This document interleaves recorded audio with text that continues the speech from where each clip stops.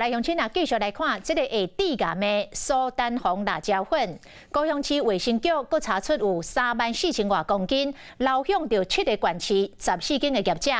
当中包含着出名的八方云集甲维力食品公司，还佫有好第一食品，也就是牛头牌。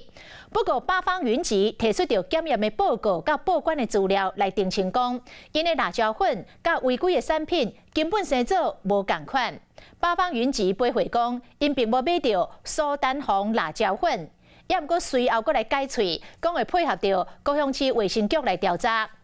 牛头牌嘛来澄清讲，因所进的这批货自行送验，并无验出着苏丹红，因嘛无使用，目前是全部来封存。那威力食品公司疑似用着苏丹红的辣椒粉来做酱包，但是客载的结果，甲高雄市卫生局提供的数量甲批号无符合，这个部分爱佫来厘清。真叫真甲大号车，真侪民众就是爱这批知名的餐饮品牌八方云集受到苏丹红番椒粉的影响。高雄市卫生局公布名单内底嘛摆着挺，雄牵涉食安风波，业者遂跳出来发愿网。摕番椒粉检验合格证明，八方云集买货并无买到规番椒粉的原料。虽然因的番椒粉红内伫咧共一张进口报关的申请书，毋过内底有3种无共番椒粉的规格，因所使用的含规的原料外形明显无共款。为了安全，已经全面停用加工的番椒粉原料。毋过，就要解释讲，接着高雄市卫生局通报，源头厂商有违规的番椒粉，会全面配合调查。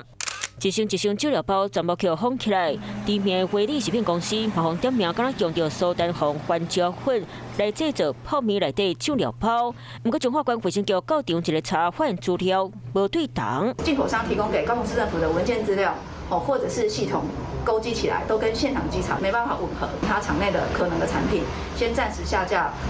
停止出货。台南的好第一食品，也就是牛头牌，是这波名单内底进货量第2济公司。伊嘛发声明买货，真正公司进货这批并无使用，家己上检嘛无检验出苏丹红，即马全部封存。那这个就一定是系统性的问题，所以我们就后来就100%的抽批，那到后来就决定说有抽批100%抽批，但还发现有的话就禁止输入，所以这个都是按照程序来的。中央地方继续追查毒番椒粉的流向，不过业者拢坐清无食清，嘛互规站代志的疑点是定塔。Hello， 我是林仙怡，想要抢先掌握最及时的新闻资讯吗？赶快订阅、按赞、开启小铃铛，锁定华视新闻 YouTube 频道。